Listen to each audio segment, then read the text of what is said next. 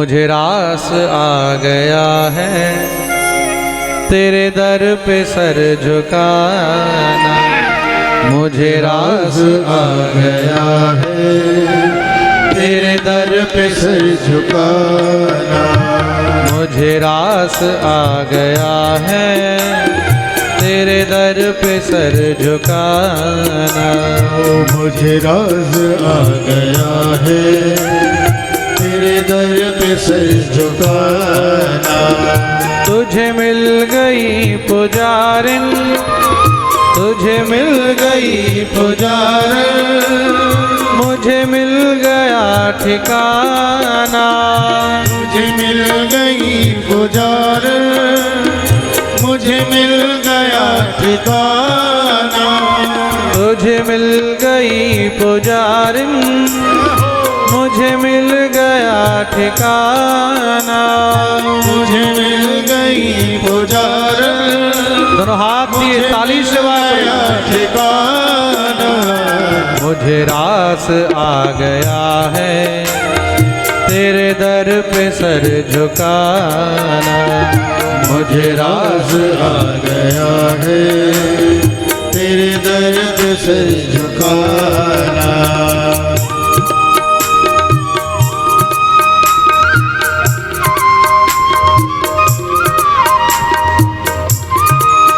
हरि बोल।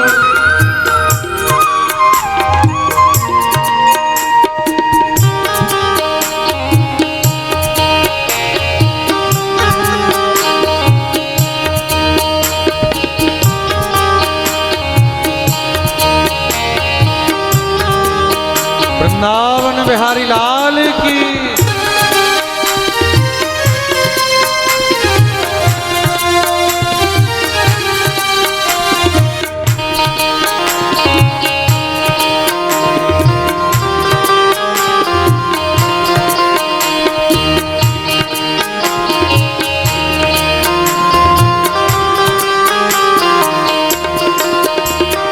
मुझे कौन जानता था तेरी बंदगी से पहले। मुझे कौन जानता था तेरी बंदगी से पहले। मुझे कौन जानता था तेरी बंदगी से पहले। मुझे कौन जानता था तेरी बंदगी से पहले। तेरी याद ने बना दी, तेरी याद ने बना दी मेरी जिंदगी फसाना। तेरी याद ने बना दी मेरी जिंदगी फसाना। मुझे रास आ गया है तेरे दर पे सर झुकाना। मुझे राज आ गया है तेरे दर पे सर झुकाना।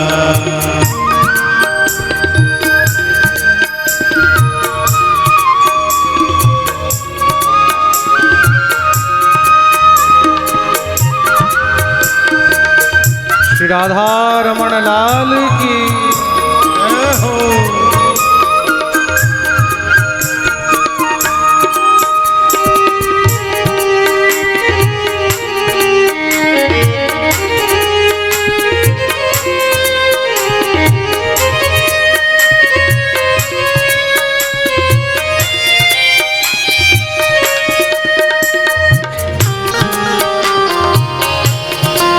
श्री राधा रमण लाल की।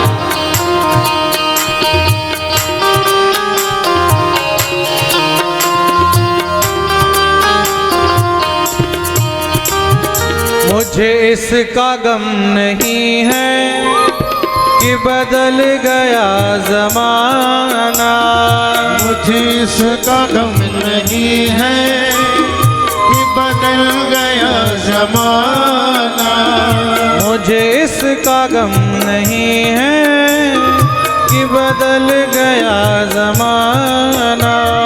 मुझे इसका गम नहीं है कि बदल गया जमाना।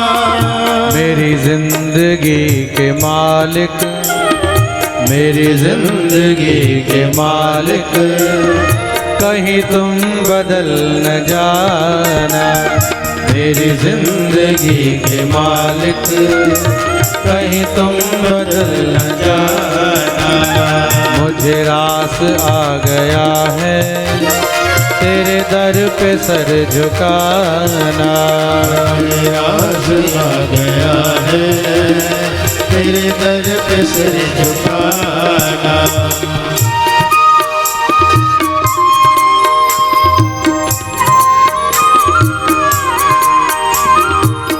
श्री राधे।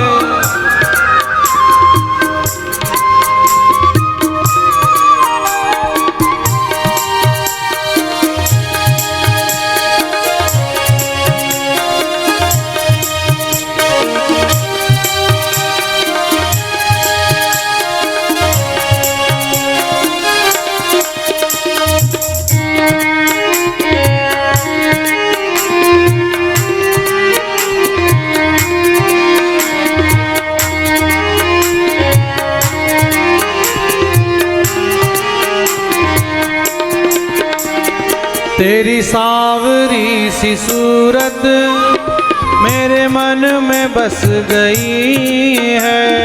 तेरी सांवरी सी सूरत हे गोविंद मेरे मन में बस गई है। तेरी सांवरी सी सूरत मेरे मन में बस गई है। तेरी सांवरी सी सूरत मेरे मन में बस गई है। ऐ सांवरे सलोने, ऐ सांवरे सलोने मुझे और ना सताना। ऐ सांवरे सलोने मुझे और न सताना। मुझे रास आ गया है तेरे दर पे सर झुकाना। मुझे रास आ गया है तेरे दर पे सर झुकाना। यह सर वो सर नहीं है जिसे रख दूं फिर उठा लूं। ये सर वो सर नहीं है जिसे रख दूं फिर उठा लूं। यह सर वो सर नहीं है जिसे रख दूं फिर उठा लूं। ये सर वो सर नहीं है जिसे रख दूं फिर उठा लूं। जब चढ़ गया चरण में, जब चढ़ गया चरण में आता नहीं उठाना। जब चढ़ गया चरण में आता नहीं उठाना। मुझे रास आ गया है तेरे दर पे सर झुकाना। मुझे रास आ गया है तेरे दर पे सिर झुकाना।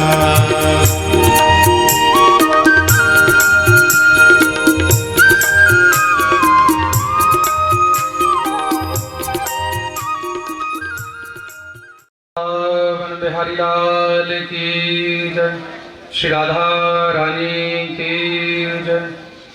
সবাই এদিকে ঘুরে বসে যাবে। আমাদের যত শিশুরা রয়েছে, যত বাচ্চারা রয়েছে, কি ভারত মাতা কি, ভারত মাতা কি, বন্দে বন্দে বন্দে বন্দে, জয় হিন্দ। সবাই ভালো আছে তো? ভালো লেগেছে আজকে আর্ট কম্পিটিশনে বসে? খুব মন দিয়ে একটি কথা শুনবে সবাই, হ্যাঁ? তোমরা সবাই ছাত্র, সবাই স্টুডেন্ট। এখানে নার্সারি থেকে নিয়ে 12 পর্যন্ত স্টুডেন্টরা রয়েছে। তোমরা এখন লেখাপড়া করছো, সব থেকে আগে খুব মন দিয়ে লেখাপড়া করবে, ঠিক আছে? শিক্ষা ছাড়া জীবনের কোনো দাম নেই, মনে থাকবে। তুমি যেই কোনো কাজে যখন যাবে, তোমার সেখানে শিক্ষার যতটা যোগ্যতা আছে সেই যোগ্যতা দেখে তোমাকে মানুষ কাজ দেবে, তাই তো? ঠিক আছে না? একটা 5 পাস তাকে কি কাজ দেবে? তাকে লেবারি কাজ দেবে, তাই তো? লেবারি করো, কোথাও বাসন মাজো, কোথাও হোটেলের মধ্যে কাজ করো। কিন্তু যখন সেটা কোনো গ্রাজুয়েট হবে, যখন সে কোনো MBA হবে, সে কোনো ভালো ডিগ্রি যখন করে থাকবে, তখন সে ভালো উচ্চ পদস্থ হতে পারবে, তাই তো? তা জীবনের যে মুখ্য উদ্দেশ্য, জীবনের যে মেন এম, সেই এমটা হওয়া উচিত জীবনে যেন আমরা কিছু করতে পারি। বুঝতে পেরেছ? মনে থাকবে। কবীর দাসজি একজন অনেক বড় সাধু হয়েছিলেন, তার সঙ্গে উনি অনেক বড় সমাজ সেবকও ছিলেন। সমগ্র সমাজকে খুব সুন্দর তিনি দিশা দেখিয়ে গেছেন। তিনি একটা কথা বলেছিলেন, কবিরা জব पैदा हुए जग हंसे हम रोए कुछ करनी ऐसी कर चलो कि हम हंसे जग रोए। আমরা যখন জন্ম নিয়েছিলাম তখন আমরা কেঁদেছিলাম আর সবাই আমাকে দেখে হেসেছিল। বুঝতে পেরেছ? বাচ্চা যখন জন্ম নেয়, জন্মের পরে কি হয়? কাঁদে তো। যখন বাচ্চা কাঁদে তখন সবাই হাসে। কেন হাসে? বলে বাচ্চাটা সুস্থ আছে, কাঁদছে। তা আমরা কেঁদেছিলাম আর সবাই হেসেছিল। কিন্তু এখান থেকে যখন আমরা যাব, যাওয়ার আগে কিছু কাজ এমন করে যেতে হবে, যাওয়ার সময় যেন আমরা হেসে হেসে যেতে পারি আর বাকি সবাই যেন আমাদের জন্য কাঁদে। বুঝতে পেরেছ? তার জন্য জীবনে মনে রাখবে, সর্বপ্রথম কখনো কোনো অসৎ কর্ম করবে না, কোনো অসৎ পথে চলবে না। এখন তোমরা বাচ্চা, জীবনে অনেক বন্ধু বান্ধব হবে, অনেক রকমের বন্ধুত্ব আসবে। তোমাদেরকে ঠিক রাস্তা থেকে, ভালো পথ থেকে খারাপ পথের দিকে নিয়ে যাওয়ার চেষ্টা করবে। কেউ বলবে একটুখানি বিড়ি খেয়ে দেখ, কেউ বলবে একটুখানি খৈনি খেয়ে দেখ, কেউ বলবে একটুখানি মদ খেয়ে দেখ, কেউ বলবে গাঁজা খেয়ে দেখ, কেউ বলবে চল একটু হোটেলে আমরা ঘুরে আসি। মনে রাখবে, তোমরা এখন বড় হবে, জীবনে তোমাদেরকে ভালো পথে নিয়ে যাওয়ার লোক বহুত কম থাকবে, খারাপ পথে নিয়ে যাওয়ার লোক অনেক বেশি থাকবে। বুঝতে পেরেছ? যে তোমাদেরকে খারাপ পথে নিয়ে যাওয়ার চেষ্টা করবে তাকে সঙ্গে সঙ্গে ত্যাগ করে দেবে, একদম তার সঙ্গে বন্ধুত্ব ছেড়ে দেবে, তার সঙ্গে কথা বলাই ছেড়ে দেবে, তার সঙ্গে কোনো রিলেশন সেটাও একদম বন্ধ করে দেবে। ঠিক আছে? যে তোমাকে ভালো পথে নিয়ে যাবে, যে তোমাকে ভালো রাস্তা দেখাবে, যে তোমার সঙ্গে ভালো কথা বলবে, একমাত্র তার সঙ্গেই সম্পর্ক জীবনে থাকবে। তাহলে জীবনে কোনোদিন কোথাও কোনো সমস্যার মধ্যে পড়বে না। মনে থাকবে। দ্বিতীয় কথা, তোমরা এখন বাচ্চা, বিশেষ করে যারা এখানে 12-13 বছর থেকে নিয়ে 18, 20, 22 বছরের বাচ্চারা রয়েছে, এই যে বয়সটা, এই বয়সটা কিন্তু খুব খারাপ সময় হয়। মনে রাখবে, অনেক রকমের অনেক মনের মধ্যে চিন্তা আসবে, অনেক রকমের অনেক ডিপ্রেশন আসবে। আসে তো অনেক সময়। ক্লাসে যদি ভালো পজিশন না হলো, ভালো নাম্বার না তুলতে পারলে, মা বাবা কিছু বললো, স্কুলের মধ্যে কেউ কিছু বললো, তখন কোনো সময় কিন্তু হতাশ হবে না, নিরাশ হবে না। হ্যাঁ, মনের মধ্যে কোনো ডিপ্রেশন আনবে না। এই সংসারে প্রত্যেকটা মানুষের একটা দাম আছে। মনে থাকবে। আজকে যেরকম আমরা আছি, তোমরা যেরকম শিশু আছো, কাল আমিও তো শিশু ছিলাম, আজ আমি পাঠক হয়েছি, চারদিকে নাম হয়েছে, হয়েছে তো। আমাদের ভারতের প্রধানমন্ত্রী নরেন্দ্র মোদী, তিনিও একদিন আমাদের মতনই শিশু ছিলেন, ছিলেন তো। তখন কি তিনি জানতেন তিনি প্রধানমন্ত্রী হবেন? জানতেন না, না। তা তিনি যদি অল্প বয়সে কোনো কারণে নিজের জীবনকে শেষ করে নিতেন, তাহলে আজকে আমরা হয়তো উনাকে পেতাম না। পেতাম কি? ভারতের রাষ্ট্রপতি ছিলেন পূর্বে ডক্টর APJ আব্দুল কালাম। নাম শুনেছ সবাই? APJ আব্দুল কালাম। কে কে নাম শুনেছ? সবাই শুনেছ তো? APJ আব্দুল কালামের ফুল ফর্ম কি কেউ বলতে পারবে? ফুল ফর্ম কি APJ আব্দুল কালামের? তুমি বলতে পারবে? ওঠো, দেখো আর কেউ হাত তুললো না। তুমি বলো, আমি শুনতে পাচ্ছি, ঠিক আছে, কোনো অসুবিধা নেই। আবুল ফকির Jalaluddin APJ Abdul Kalam. Very good, একবার ওর জন্য তালি দাও। জোরে হাততালি।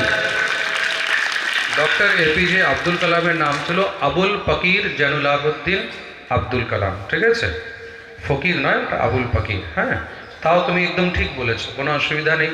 তা আমরা যেই বিষয়ে জানি সেই বিষয়টাকে পুরোপুরি জানতে হবে, বুঝতে পেরেছো? তোমরা সবাই জানো এপিজে আব্দুল কালাম, কিন্তু কখনো কেউ জানার চেষ্টা করেছো এপিজেটা কেন? এপিজে তো শর্ট ফর্ম হবে, ফুল ফর্ম তো নয়। তো এপিজে মানেটা কি? এটা আমি এই কারণে জিজ্ঞাসা করলাম, তাতে যেন তোমাদের বৌদ্ধিক ক্ষমতাটা বোঝা যায়। তার মানে তোমরা যতটুক বই খাতার মধ্যে পড়ছো, যতটুক দেখছো, যতটুক শুনছো, ততটুকের মধ্যেই তোমরা সীমাবদ্ধ রয়েছো। নিজের মাইন্ডকে আরও অ্যাক্টিভ করতে হবে, বুঝতে পেরেছো? আমাদের মাইন্ডে যতটা ইউজ করা উচিত আমরা ততটা ইউজ করি না। তো যতটা পড়ছি, পড়ে তার থেকেও আমাদেরকে আরও অনেক কিছু বুঝতে হবে। পড়া আলাদা জিনিস, আর পড়ে সেটাকে বোঝা আরও আলাদা জিনিস, ঠিক আছে না? যেটাকে পড়বে মন দিয়ে পড়বে, ভালো করে পড়বে। কেউ যদি কোনো জিনিস শুনছে যে অমুক জিনিসটা এরকম, তা অমুক জিনিসটা এরকম কেন, সেই বিষয়টাও আমাদেরকে ভালো করে জানতে হবে, আরো বিস্তারে যেতে হবে। মনে থাকবে তো? প্রত্যেক জিনিসের মধ্যে ডিপলি যাবে, তখন কি কি হবে? শিক্ষাটা আমাদের অন্তরে যাবে। একটা হলো পড়ে মুখস্থ করা, ইটস অনলি ফর্মালিটি, এটা শুধু ফর্মালিটি, বুঝতে পেরেছো? শিক্ষা যেন ফর্মালিটি না হয়। তুমি ক্লাস 5-এ কি পড়লে, তুমি ক্লাস 10-এ কি পড়লে, যখন তুমি গ্র্যাজুয়েশন কমপ্লিট করে নেবে তারপরেও যদি কেউ তোমাকে জিজ্ঞাসা করে যে তুমি ক্লাস 5-এর মধ্যে অমুক চ্যাপ্টারটা পড়েছিলে, তখন যেন তুমি বলতে পারো। তা আমাদের বৌদ্ধিক ক্ষমতাটা এতটা হওয়া উচিত, আমরা যেটাকে পড়ছি সেটাকে যেন হৃদয়ঙ্গম করে একদম ভিতরে নিয়ে যেন পড়ি, ঠিক আছে? এইবার স্কুল কলেজের মধ্যে অনেক প্রকারে অনেক প্রেসারাইজড করা হবে বাচ্চাদেরকে, মনে থাকবে? তোমাদেরকে অনেক রকমের প্রেসারাইজড করতে পারে, অনেকে অনেক রকমের ক্রিটিসাইজ করতে পারে। এখন তোমরা বড় হচ্ছ, তোমাদেরকে কোনো না কোনো বিষয় নিয়ে কেউ ব্ল্যাকমেলও করতে পারে। মনে রাখবে, জীবনে যতই সমস্যা হোক, সব থেকে বড় বন্ধু হলো মা বাবা। মনে থাকবে, সব থেকে বড় বন্ধু কে এই সংসারে? জোরে বলো, মা বাবা। কেউ যদি তোমাদেরকে বলছে যে তোমার মা ভালো নয়, তোমার বাবা ভালো নয়, তাহলে বুঝে যাবে সেই মানুষটাই ভালো নয়, বুঝতে পেরেছো? যে তোমাদেরকে জন্ম দিয়েছে, যে তোমাদের পালন পোষণ করছে, যে তোমাদের এক একটি প্রয়োজনীয় ব্যবস্থার সব কিছু দেখছে, যে তোমাদের জন্য দিনরাত খাটছে, কেউ যদি এসে তোমাদেরকে এটা বোঝায় যে তোমার বাবা ভালো নয়, তোমার মা ভালো নয়, সঙ্গে সঙ্গে সেই মানুষের সঙ্গে সম্পর্কই শেষ করে দেবে, ঠিক আছে? যে তোমার মাতা পিতার নিন্দা করছে, যে তোমার মা বাবার বিরুদ্ধে খারাপ কথা বলছে, বুঝে যাবে যে সেই মানুষটাই ভালো নয়, সেই মানুষটাই খারাপ, তার থেকে দূরে সরে যাবে। জীবনে মা বাবা থেকে বড় বন্ধু দ্বিতীয় আর কেউ নেই, মনে থাকবে তো?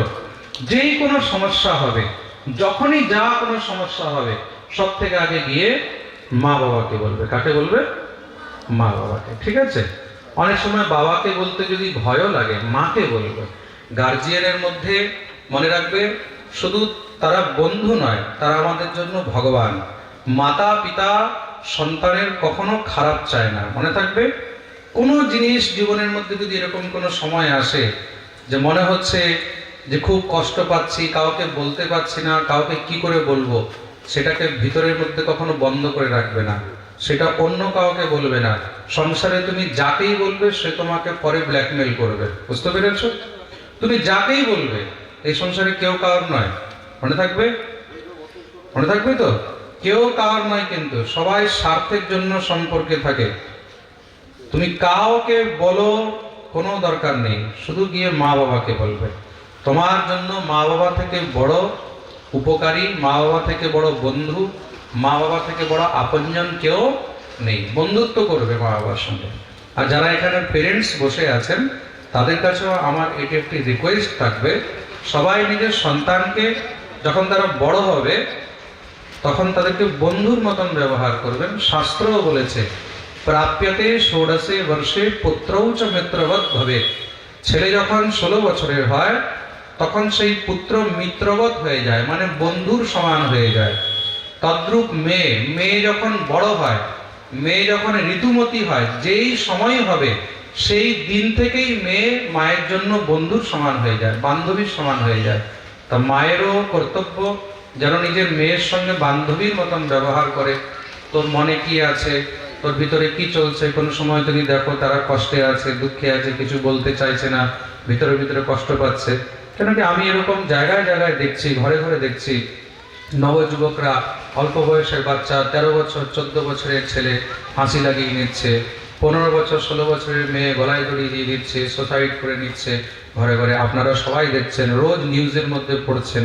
এটার কারণ কি? এটার কারণ একমাত্র এটাই যে ঘরের মধ্যে মা বাবা থেকে বাচ্চারা ডিটেচ হয়ে যাচ্ছে, তাই তো? দ্বিতীয় আর কোনো কারণ নেই। কিন্তু বাচ্চাদেরকে টাইম দেন, যতটা পারবেন সময় দেন। বাচ্চাদেরকে সময়ের খুব প্রয়োজন হয়, বিশেষ করে এই যে 10 বছর বয়স থেকে নিয়ে 17-18 বছর যে বয়সটা আছে না, এই সময় বাচ্চাদেরকে পেরেন্টসের কাছে টাইমে খুব দরকার হয়। ওই সময় তারা যদি মা বাবাকে কাছে না পায়, মনের কথা যদি না বলতে পারে, তখন তারা খুব অ্যালোন ফিল করে, মনে হয় বোধহয় আমাদের কেউ নেই। তখন যদি তাদেরকে কেউ একটু কিছু হাওয়া দেয় না, তখন মনে করে বোধহয় তারাই আমাদের আপন, তারাই বোধহয় ভালো, সে আমাদের এত সময় দিচ্ছে, আমার সঙ্গে কথা বলছে। তার জন্য বাচ্চাদের সঙ্গে মন খুলে কথা বলবেন। আর তোমরাও যতটা পারবে মা বাবার সঙ্গে মন খুলে কথা বলবে, ঠিক আছে? মনে থাকবে তো? আজকে তোমরা আর্ট কম্পিটিশনে এসছো। আর্ট কি জিনিস? আর্ট মানে কি? আর্ট মানে ড্রয়িং। তা আর্টটাও তো ইংলিশ, ড্রয়িংটাও ইংলিশ হয়ে গেল। আর্টের বাংলাটা কি? আঁকা। ঠিক আছে? শুধু আঁকা নয়, আর্ট শব্দের অনেকগুলো অর্থ আছে। আর্ট শব্দের একটি অর্থ হলো আঁকা, আর্ট শব্দের আরেকটি অর্থ হলো কলা। আর্ট শব্দের একটি অর্থ কি? কলা। ডান্সটাও কিন্তু একটা আর্ট, জানো? ডান্সটা কি? ডান্সটা একটা আর্ট। আর্ট তো, হ্যাঁ? কেউ অভিনয় করছে, তা অভিনয়টা কি? অভিনয়টা আর্ট। তার মানে কি? আর্ট মানে অনলি আঁকা নয়, আর্ট মানে কি? কলা। কলা মানে একটি বিশেষতা, যেই কোনো জিনিসের একটি বিশেষ গুণ যেটাতে হয়। আমাদের মধ্যে যেই কোনো বিষয়বস্তুর যদি কোনো গুণ রয়েছে, সেটাই হলো আমাদের আর্ট। বুঝতে পেরেছো? মনে থাকবে? এই যে ডেকোরেশন করেছে, এই ডেকোরেশনটা যে করেছে, প্যান্ডেল করেছে, এটা কি? এটাও একটা আর্ট। আর্ট তো। এই যে পিছনে দেখতে পাচ্ছ এত সুন্দর, পিছনে অনন্তদেব এই যে শেষ নাগ বানিয়েছে, এটা কি? এটাও আর্ট। বুঝতে পেরেছো? প্রত্যেক জিনিসের পিছনে একটি আর্ট আছে, মনে আছে তো? এই যে চাদরটা দেখতে পাচ্ছ, এই চাদরের মধ্যে যে কাজ করা আছে, এটা কি? এই যে মালা ঝোলাটা দেখছো, এই মালা ঝোলাটা সবাই বানাতে পারবে? পারবে? তা যে বানাতে পারবে তার জন্য এটা কি? বুঝতে পেরেছ? যেই কোনো গুণ যেটা মানুষের মধ্যে রয়েছে, সেটাই হলো এক প্রকারের আর্ট। তা জীবনের মধ্যে আর্ট থাকা খুব দরকার আছে, মনে থাকবে? একটা গুণ থাকতে হবে। তা তোমাদেরকে নিজের ভিতরে যে স্কিল আছে, সেই স্কিলটা ডেভেলপ করতে হবে। বুঝতে পেরেছ? মনে থাকবে? আরো আগে বাড়তে হবে। শুধু এই আঁকা নিয়েই নয়, আঁকার সঙ্গে নিজের ভিতরে মাল্টি ট্যালেন্ট আনতে হবে। মনে থাকবে? আমরা যেন যেই পরিস্থিতিতে যেখানেই যাই, প্রত্যেক পরিস্থিতির মধ্যে যেন আমরা সবসময় সব থেকে আগে থাকি। আমাদের ভারতবর্ষের যে ছাত্ররা, তারা আগেও কিন্তু খুব পরিশ্রমী ছিল, এখনো পরিশ্রমী আছে, কিন্তু নতুন প্রজন্মদের পরিশ্রম কমে যাচ্ছে। মনে থাকবে? তোমরা সব মোবাইলের মধ্যে লেগে থাকো, তাই তো? এখন মোবাইল ছাড়া বাইরে আর কে কে বাইরে খেলতে যায়? বহুত কম ছেলেরা খেলতে যায়। হ্যাঁ, বাইরে খেলাধুলা করবে, ক্রিকেট খেলবে, দৌড়াদৌড়ি করবে, জাম্পিং করবে। তাতে কি হবে? ফিজিক্যাল যে আমাদের এক্সারসাইজ, সেগুলো হবে। আমরা তো এখন সব মোবাইল নিয়ে বসে থাকি, তাই তো? মোবাইল দেখতে বেশি ভালো লাগে, গেম খেলতে বেশি ভালো লাগে, হ্যাঁ, রিলস দেখতে বেশি ভালো লাগে, তাই তো? ইউটিউব দেখতে ভালো লাগে। আমি সব বুঝি, চিন্তা নেই। হ্যাঁ, ওইগুলো থেকে যতটা পারবে ততটা দূরে থাকবে, ঠিক আছে? ফিজিক্যালি যতটা পারবে ততটা পরিশ্রম করবে। হ্যাঁ, খেলাধুলা করলে পরিশ্রম হবে, মেন্টালি হেলথ থাকবে, ফিজিক্যালি হেলথ থাকবে। হ্যাঁ, যত হেলথ আমাদের ভালো থাকবে, ততই আমরা আরো আগে যাব। ঠিক আছে, মনে থাকবে, অসুস্থতা কম হবে। আর নিজের মধ্যে যেই গুণগুলো আছে, তোমাদের যাকে যেটা ভালো লাগে সেই কাজটা যত ভালো করে পারবে তত ভালো করে করবে। কেউ যদি খেলা ভালোবাসো, ভালো করে খেলবে, ভালো করে খেললেও তো অনেক স্কোপ আছে, আছে তো। ভালো খেলতে জানলে কালকে তোমাদের মধ্যে কেউ বিরাট কোহলি হবে, কেউ হরমনপ্রীত কৌর হবে, কেউ স্মৃতি মান্ধানা হবে, হবে তো, কেউ সানিয়া মির্জা হবে, কেউ সাইনা নেহওয়াল হবে, হবে তো। হ্যাঁ, তারাও তো তোমাদের মধ্যে থেকে উঠে বেরিয়েছে। তো স্পোর্টস কোনো খারাপ জিনিস নয়, ভালো করে স্পোর্টস করবে। যদি তোমরা কেউ লেখাপড়ার দিকে আরো ভালো মন হয়, খুব ভালো ইঞ্জিনিয়ারিং করো, সায়েন্টিস্ট হও, কালকে তোমরা আইএস হবে, আইপিএস হবে, ঠিক আছে না, জজ হবে, অনেক লাইন আছে, মনে থাকবে। যেটা করবে মন দিয়ে করবে, ঠিক আছে, মনে থাকবে। আর মনের মধ্যে যা কথা হবে সব গিয়ে মা বাবাকে বলবে, ঠিক আছে, মনে থাকবে, মনে থাকবে তো। হ্যাঁ, বলো ভারত মাতা কি। আর আমরা কোন দেশে থাকি, দেশের নাম কি? ভারত, তাই তো। সারে জাহাঁ সে আচ্ছা হিন্দুস্তান হামারা। ভারত থেকে সুন্দর এই সংসারে আর দ্বিতীয় কোনো দেশ নেই। আমরা এখানে স্বতন্ত্র আছি, যার যেটা মন সে সেটা করতে পারে, যার যেটা ইচ্ছা হয় সে সেটা বলতে পারে, যার যেটা খাওয়ার রুচি সে সেটা খেতে পারে। এমন নিয়ম পৃথিবীর আর কোনো দেশের মধ্যে নেই, মনে রাখবে। তা এই দেশে ঋণ আছে আমাদের উপরে, কি আছে? ঋণ। এটা হলো দেশের ঋণ। তা দেশের ঋণ কি করে শোধ হবে? তার জন্য দেশের জন্য আমাদেরকে সবসময় এক পায়ে দাঁড়িয়ে থাকতে হবে। দেশের জন্য যত পারবে তত কাজ করতে হবে, মনে থাকবে তো। বলো ভারত মাতা কি। বন্দে বন্দে বন্দে, জয় হিন্দ। খুব ভালো থাকো। হ্যাঁ, একেবারে সামনাসামনি বিচার পর্ব চলছে। তিনজন মাস্টারমশাইরা টপ 5 পাচ্ছেন এবং আমাদের শ্রী গুরুদেব টপ 3 বেজে নিচ্ছেন। সঙ্গে সঙ্গেই পুরস্কার সার্টিফিকেট তুলে দেওয়া হবে।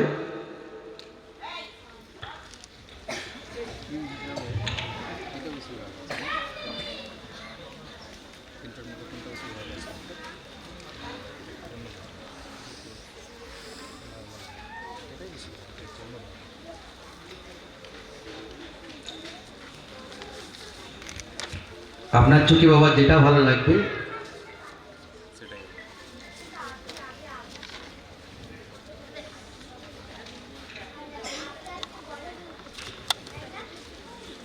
একেবারে নার্সারি থেকে 2 পর্যন্ত তিনজন প্রতিযোগীকে বাবা বেছে নিয়েছেন। নামগুলো একটু সিরিয়াল নাম্বারগুলো বললে নামগুলো।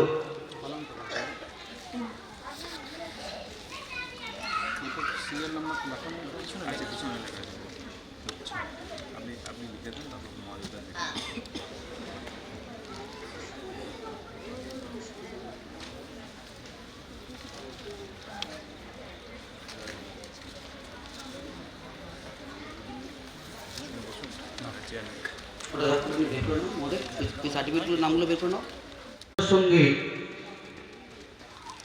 কম্পিটিশনে আঁকা কম্পিটিশনে করা হয় কিনা। মাস্টারমশাইরা আছেন, ওনারা নিজেদের মতো করে ছবি বেঁচে দিয়েছেন 5জন করে। বাবা একদম সবার সামনেই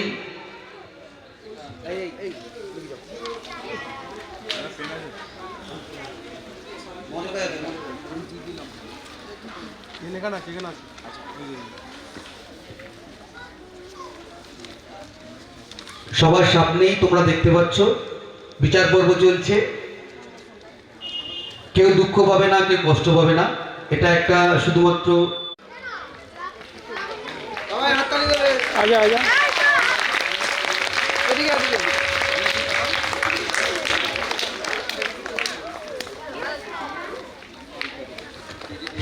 ও এই ছবিটা এঁকেছিল।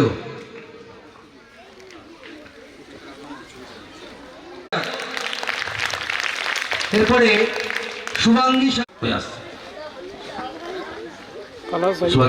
তৃতীয়।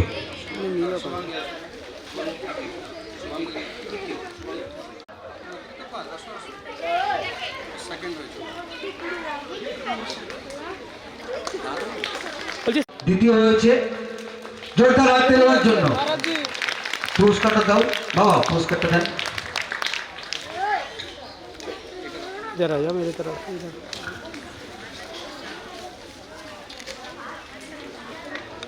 সুরাঙ্গী সাধুকা থার্ড হয়েছে এই গ্রুপে। একটু ঘুরে দাঁড়ান, ঘুরে।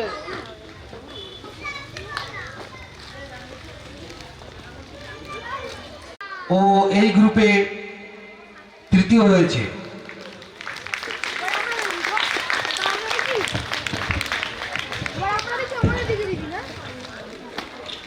ওর মাও এসছে ওর সাথে, ওকে। এরপরে তৃতীয় শ্রেণী থেকে চতুর্থ শ্রেণী আদ্রিকা সাধুকা।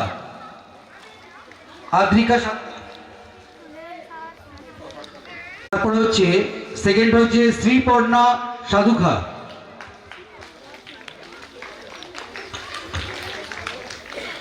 উত্তরীয় দিয়ে এবং পুরস্কার দিয়ে আমাদের শ্রী গুরুদেবের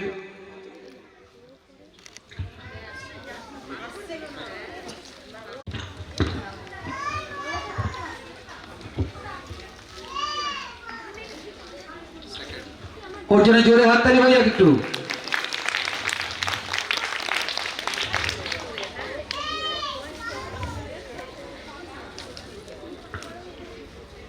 এরপরে তৃতীয় হয়েছে নাইস আনন্দ।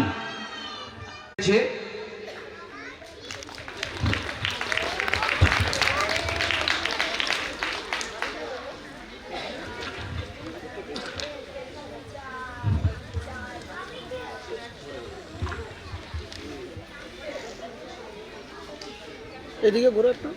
হ্যাঁ,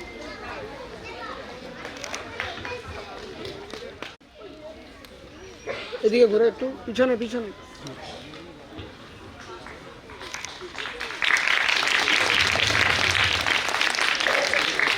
কমলিকা এই ছবিটা এঁকেছে। এরপরে দেবস্মিতা পাল।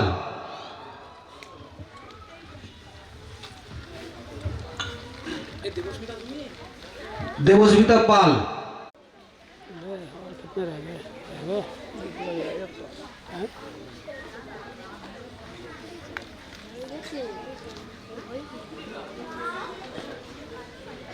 এদিকে ঘুরে একটু। দেবস্মিতা এই ছবিটা এঁকেছে। আঁকা প্রতিযোগিতার স্বচ্ছতা নিয়ে কারো কোনো প্রশ্ন নেই তো? প্যারেন্টসদের কি বলছি, সব ঠিক আছে তো? একটু বলুন।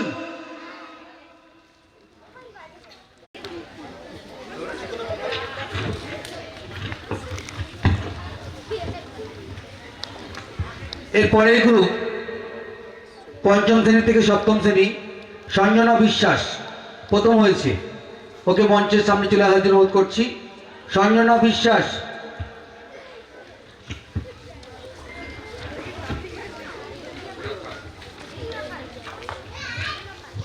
সেকেন্ড হয়েছে কোয়েল কর্মকার।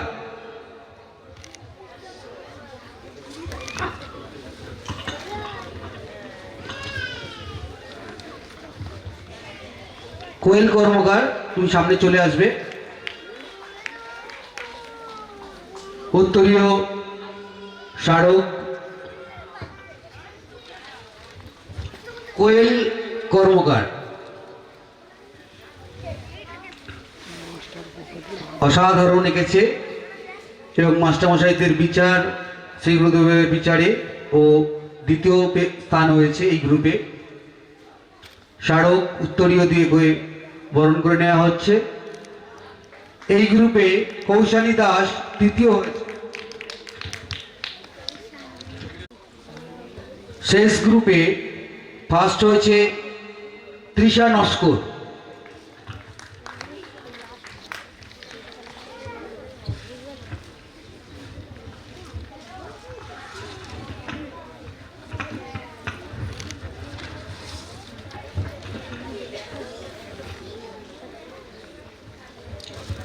তৃষা নস্কর প্রথম হয়েছে। সৌনক মণ্ডল দ্বিতীয় হয়েছে।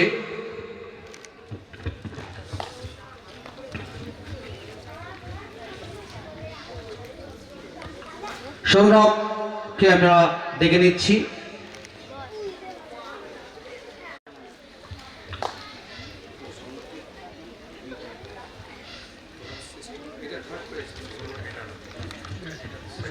রিয়া ঘোষ, রিয়া তুমি একটু সামনে চলে আসবে। উল্টো সাইড একটু স্যার। রিয়া ঘোষ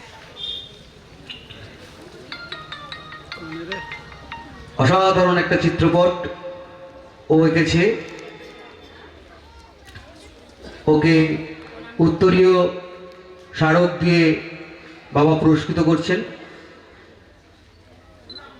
ওর উজ্জ্বল ভবিষ্যতের কামনা রইল।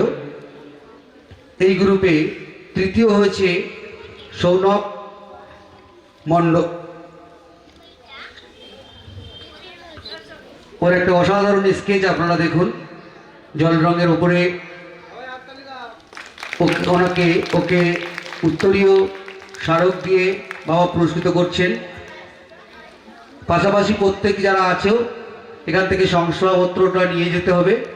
এবং একটি বাচ্চা ছেলে, বাবার একটা গান, সোহান মোল্লা, ও এই ছবিটা সুন্দর এঁকেছে, আমাদেরও খুব মন ভরে গেছে। হ্যাঁ, আমরা এরকমই আঁকা আশা করেছিলাম। সত্যি সোহানকে অনেক অনেক ধন্যবাদ। আমাদের মনের মধ্যে আমাদের ভগবান উনি। তো আজকের মতো আমাদের এই অনুষ্ঠানের থেকে বাবা পাঠের জন্য আবার তৈরি হবেন। বাকি সাবধান, চালু করা আছে, চালু করা আছে।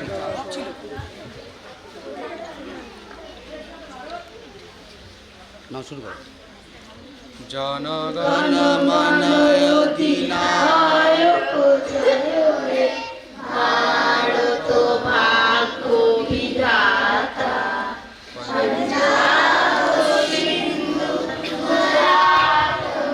হ্যালো জি।